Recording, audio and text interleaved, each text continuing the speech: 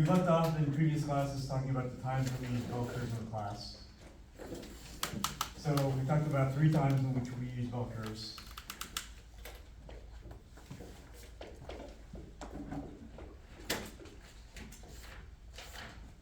One where it's the most straightforward, where we're told that the variable is already distributed as a bell curve, basically given to us.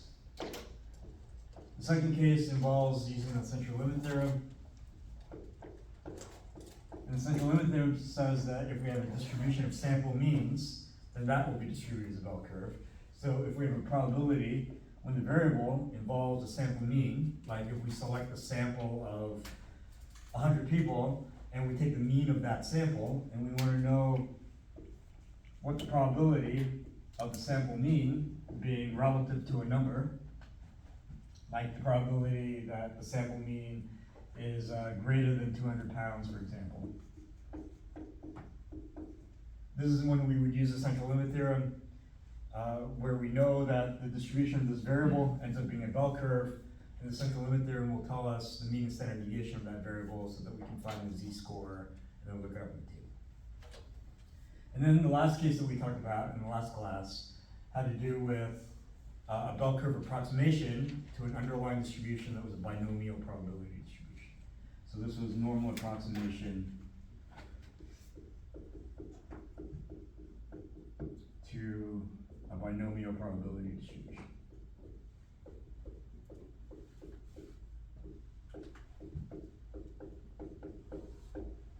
So an example of this was, let's say that you're taking a test that happens to be multiple choice. And let's say that the test has 32 questions. And you have 4 choices per question.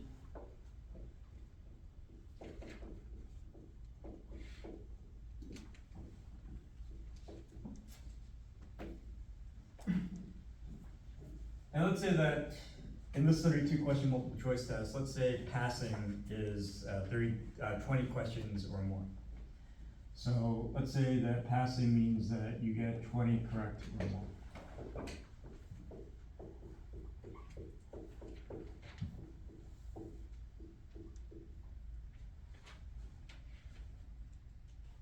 So if you were to guess on all 32 questions, what's the probability of passing? So if guess on all 32 questions, what's the probability that we'll pass?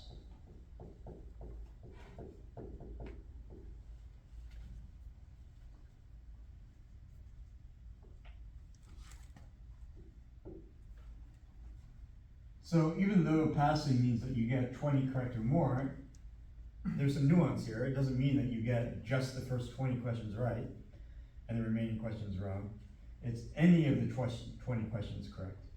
So passing means that you get any 20 correct out of the 32.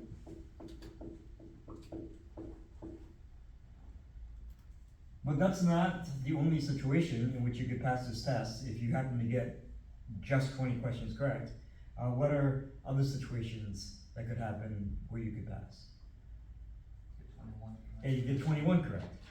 So, or you could get any 21 correct out of 32, or you could get any 22 correct, and so forth. If you were really lucky and you got all 32 questions correct, that would still be considered passing, of course. So any of these situations could occur, and then in the past, we said that if you have a probability with events drawn by or, which mathematical rule is that? Yeah, that's the addition rule. So you could also calculate this equivalently as the probability of any of these individual probabilities, any of these individual events joined by addition. So this would be the probability of each event individually. So any 20 corrects plus the probability of any 21 correct out of 32 questions. and so on.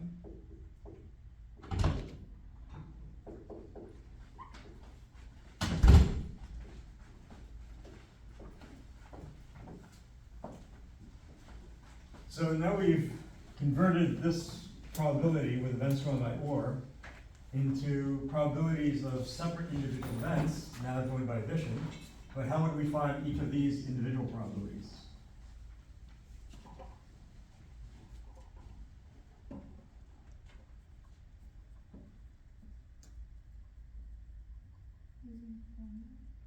Which formula? Yeah. Just binomial probability with choose. Yeah, very good. So the formula that has the three components, the choosing component, the n choose x formula. So just this probability, for example, would be the n choose x formula. So it'll be 32 choose 20.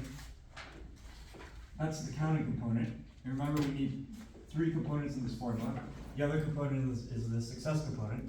The probability and then non-success attributes. Yeah, so the success component will be the probability of success, which is getting one question right, which is 1 in 4, raised to the number of successes that we want, which is what in this case? 20. And then that's the success component, and then multiplied by the non-success component, which is the probability of non-success, we're getting a question wrong, which is 3 and 4. Raised to the number of non-successes that we want in this case. So 20 correct out of 32 means how many incorrect? 12. Yeah, 12, so we raise this to the 12th power. So this is just a binomial probability formula, but that's the answer to this one question, is the probability of 20 questions correct out of 32. Now we would have to apply that formula to all the other probabilities in this sum that we're trying to find. And so that would involve using this somewhat cumbersome formula from 20 all the way to 32, or 13 different instances of this formula. So we could do that and we could get the right answer, but that's very tedious. So we said in the last class that if we have this situation where we find ourselves adding up multiple binomial probabilities, then instead we can use this technique where we're approximating a normal distribution or fitting a bell curve onto this underlying binomial probability distribution. So basically, this original probability distribution will look like this. This binomial distribution has these gaps. It's discrete.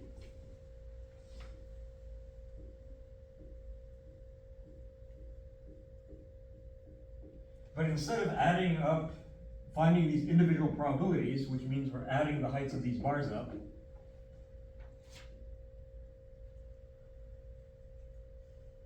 instead of doing that, we're going to find these areas. We're going to fit a bell curve onto this distribution.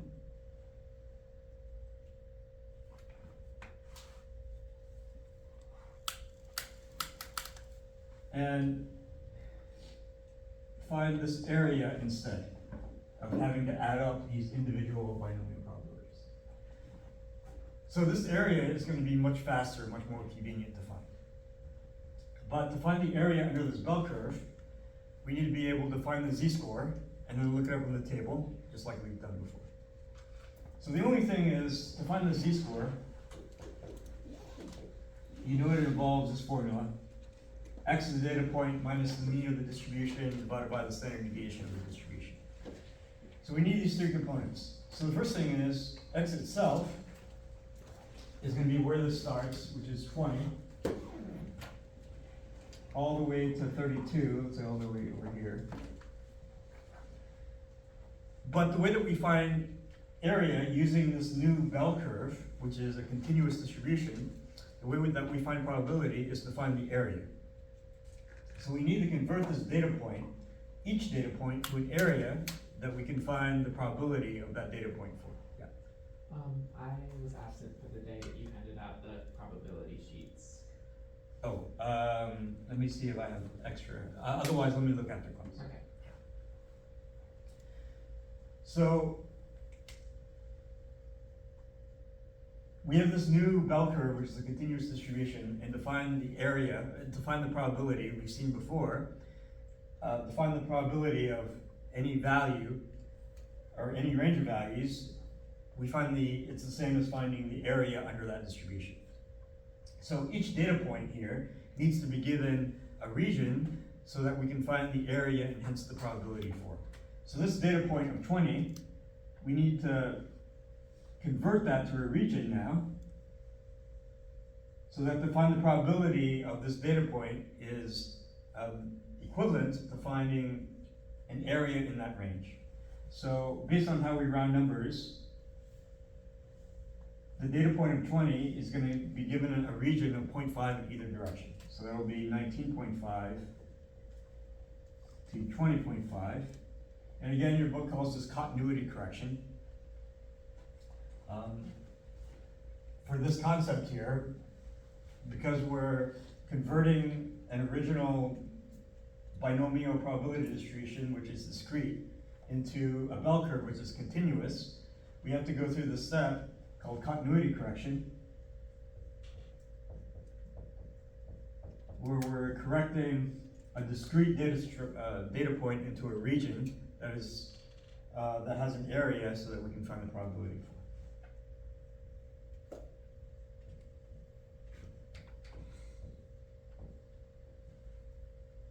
So if we find the area under the bell curve for this region, that will be the same as finding the probability of this one data point of 20. But not only do we want the probability of just this data point of 20, we want everything to the right of it as well, stopping at 32. So that means we're going to go everything to the right.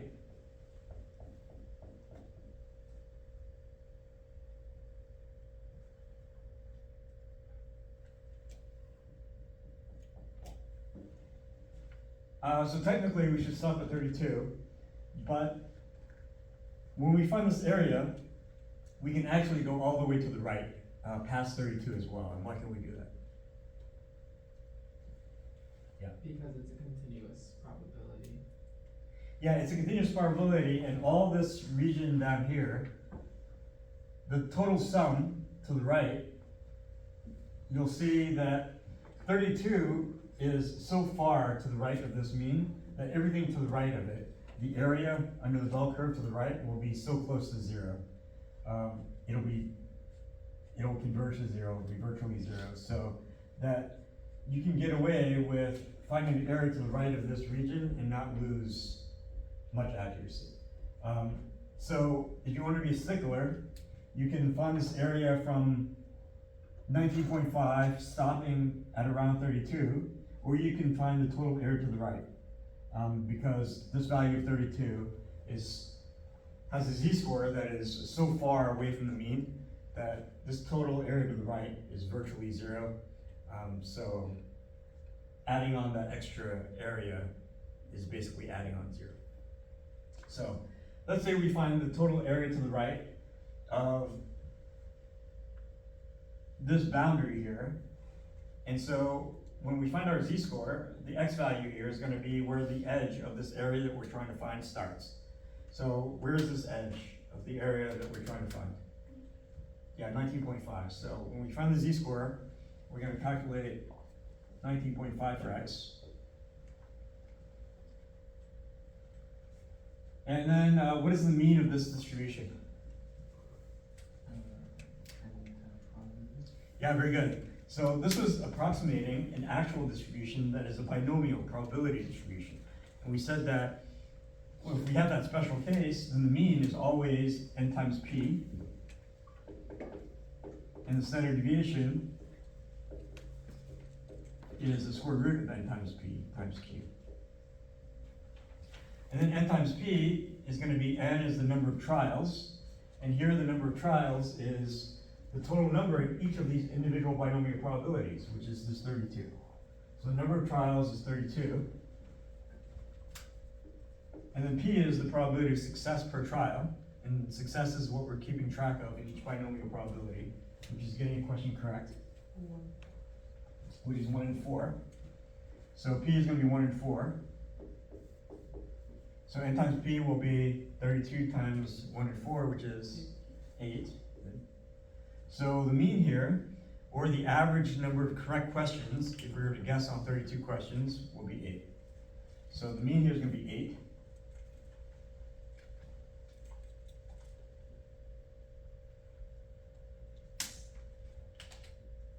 So the standard deviation will be the square root of n times p times q, or the square root of n, which is 32, times p, which is 1 in 4 again, and then times q, which is the complement of p, or the probability of non-success, we're getting a question wrong, and that's 3/4. So the standard deviation is whatever this expression is, the square root of 32 times 1/4 times 3/4. What is it? 2.45. Thanks. So the mean is 8 and the standard deviation is 2.45.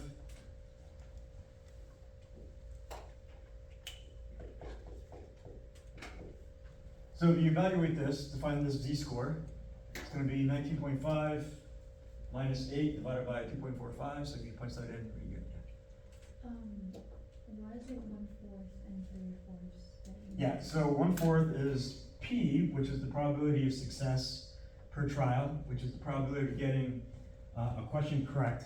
Success is what we're keeping track of in each individual binomial probability, which is we're keeping track of getting a question correct. So P is the probability of getting a question correct, which is 1/4 because there's 4 choices per question. Okay. And then Q is the probability of non-success or getting a question wrong, which is 3/4. And then why do you multiply it by 32, like to find the mean? Because this is the formula for the mean and standard deviation for specifically a binomial probability distribution. And it turns out that in this case, because each of these probabilities are binomial probabilities, the distribution is a binomial probability distribution. And so to find the mean and standard deviation, there are shortcut formulas. So these are the formulas for the special case of a binomial probability distribution.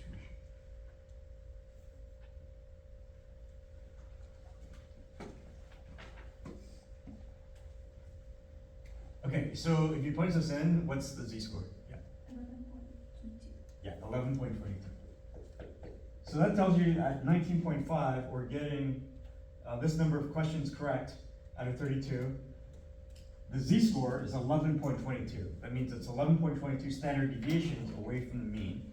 This is a huge z-score. So the next step normally is that we would look up in the table. Yeah. I got something different. What do you get? I got 4.69. Okay. I mean, it's still good. It's still a large z-score. But are you guys getting 4 point something? Yeah. 4.69, okay. So let's say it's 4.69. So still, that's a large number of standard deviations worth of the mean.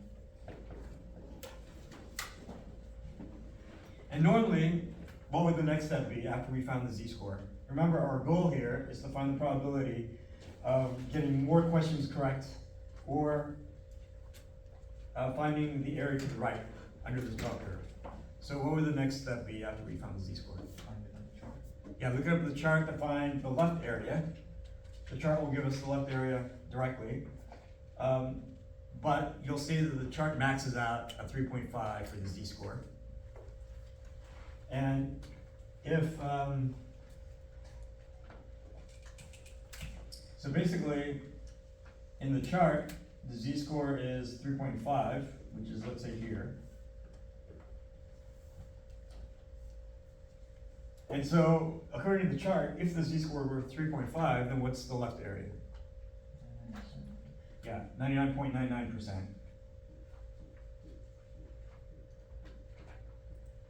And if our data point had a z-score of 3.5, then what would the right area be? 0.6.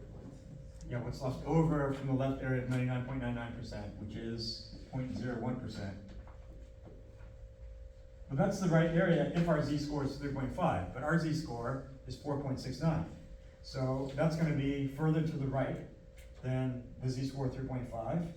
So that means the area to the right that we're trying to find will be less than or greater than 0.01%. Less than. Yeah, so we're further to the right, so the right area of that will be less than what it was before. So it'll be less than 0.01%. It turns out to be a lot less. But the best conclusion we can make now is it's this very small probability of less than 0.01%. So this is the answer you would get if you were to add up all these probabilities from 20 to 32 using the binomial probability formula. You would get the same answer, that the probability is less than 0.01%. So it's virtually zero that you're gonna pass this test if you were to guess on all 32 questions. Yeah. In one of the homeworks, I got a really large C-score, so it would have been the 0.001, but it asked me like 0.0000 instead. Yeah, so right now we're expressing this as a percentage, but if you were to express this as a decimal, 0.01% as a decimal would be, you move this decimal to the left 2 places, so this would be 0.0001 as a decimal, equivalently. So the homework question, for example, will ask you to round to a certain number of decimal places. So if you round it to, for example, 3 decimal places, for example, then basically you would ignore this last 4th decimal place. So the 3 decimal places, this would be 0. Well, it literally has for 4, so I don't know why it didn't let me include the 1. Well, it would be less than 1, so. Yeah, if you because round the up- true answer is gonna be less than whatever this is, and it turns out that the true answer is probably gonna be something like this. Maybe there's a 1 at the very end. But this is just the answer for a z-score of 3.5, but for a z-score of 4.69, it's probably gonna be another 0 in there, so that when you finally round to 4 decimal places, it'll end up approximating to 0. So if we go over 3.5, we should just assume it's just technically 0. It depends on how much further you are from 3.5, but an entire whole standard deviation above the 3.5, likely you're gonna get another 0 in there. But for now, I just want you to take away that it's gonna be a small probability for now. But later, if you wanted a more exact answer, then instead of using the table, you use a calculator. Yeah, because the homework asks for very exact answers, so No, I it's understand. annoying. And then if, sometimes, as practice, the homework will ask you to use technology to find the exact answer. If the homework asks you to use technology, you're not expected to use a fancy graphing calculator for the class, you're not expected to have one. So if the homework asks you to use technology, all you have to do is just Google in the table that you would normally use. So for example, if you would normally use a z-score table, you would Google z-score calculator. So after you Google z-score calculator, pick any one of the free links that it displays to you. And it'll basically bring you to a page with a calculator where you can just enter in some inputs. And normally the way that you would use the table is you would find the z-score on the table, but for the z-score calculator, you would enter in the specific z-score you want, like 4.69, press enter, and the calculator will internally compute what the left area will be, and it'll return a left area that is much more precise than the one in the table. So if the homework prompts you to use technology, just Google the calculator for the table that you would normally use. Yeah. So we wouldn't get such large z-scores on something like the test, right? Yeah, for the test, you don't have to worry about using technology, or you wouldn't have to worry about a z-score that that wasn't easily found from the table.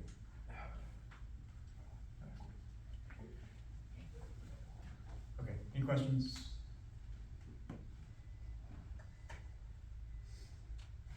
Okay, so this is a review. So the point is if you find yourself adding up multiple binomial probabilities, then instead of having to do all that, fit a bell curve onto the underlying binomial probability distribution instead, and then find any areas that are relevant instead.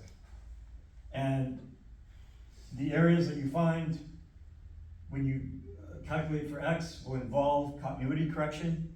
So each data point, instead of 20, for example, needs to be given a region in either direction so that you can find the area and hence the probability for it. And that's to find x, that involves the continuity correction, and then to find the mean and standard deviation, that involves these formulas that we talked about. The mean is NP, the standard deviation is the square root of NPQ. After you find those, you can find the z-score, and then you would use it. Yeah. So, when do you know like how to use the either 19.5 or the 20.5? Okay, so anytime continuity correction is involved, which is only in this step, in this normal approximation to the binomial probability distribution. So, because this involves fitting a continuous distribution, like a bell curve, onto a discrete distribution, that's the only time you would use this continuity correction. Because finding probabilities using this bell curve involves finding areas. So every data point needs to be given a region so that you can find the area and hence the probability for it. Okay, any other questions? Okay, and then, so this is a review, and then we talked about how there's an assumption involved. So do you guys remember what assumption needs to be true for you to be able to, instead of adding these binomial probabilities, fit a bell curve instead? What assumption needs to be true? N times P and N times Q has to be greater than or equal to. Okay, great. So that assumption has to be met, which is NP has to be at least 5, and also NQ has to be at least 5. So let's go ahead and test that assumption here and verify that we had firm grounding and being able to add up these binomial probabilities. So the assumption is that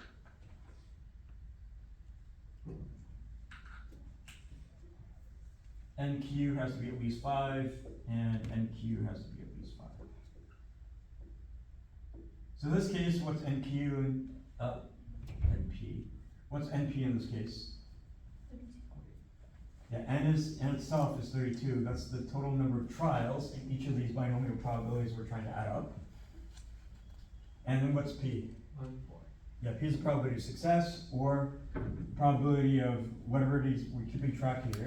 Probability of a question correct, that's the 8, or that's the 1/4. And 32 times 1/4, that's the 8. So 8 is indeed at least 5, so that checks out. Sorry, at least the number 5 or 5%? No, just the number 5. So it Is seems there arbitrary. a 5% rule?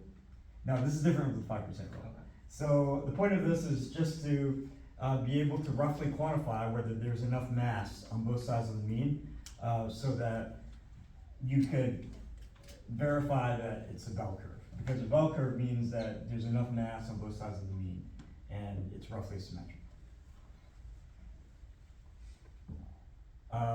So same thing down here, NQ has to be at least 5, so N is 32. Q is going to be the probability of non-success or getting a question wrong, so it'll be 3/4.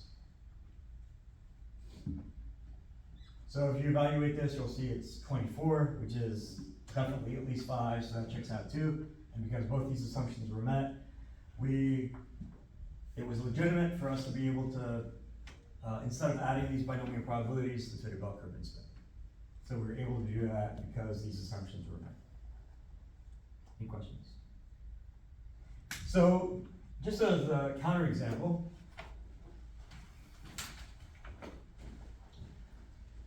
let's say I give you a 8-question true-false test.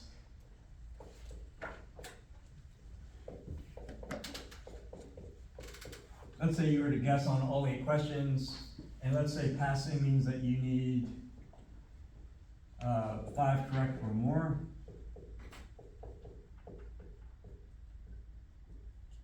And let's say the question is, what's the probability of passing?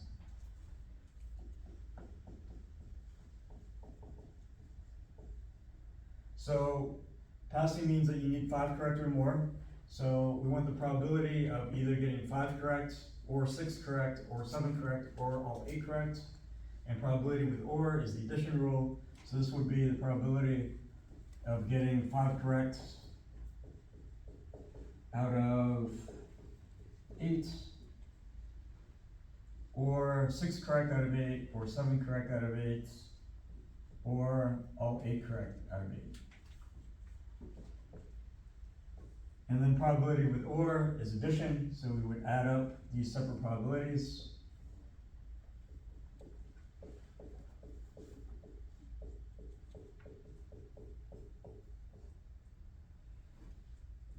So each of these probabilities is a binomial probability, because it's the probability of a certain number of successes out of another number of tries.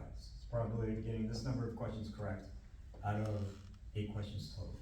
So each of these, you would plug in the binomial probability formula, and you would add them all up to get the right answer. This is one way of doing it, but we said that normally, if you find yourself adding up multiple binomial probabilities, you could usually fit a bell curve onto it, as long as the assumptions were met. But in this case, can you fit a bell curve onto the situation and find the areas instead of having to add up these 4 together?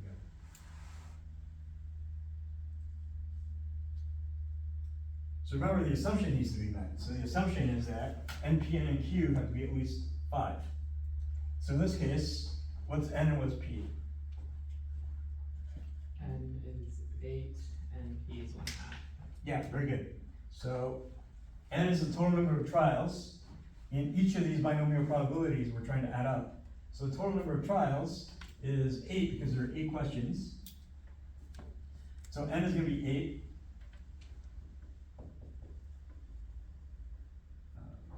So n is 8. And what's p, the probability of success? Yeah, p is going to be 1/2.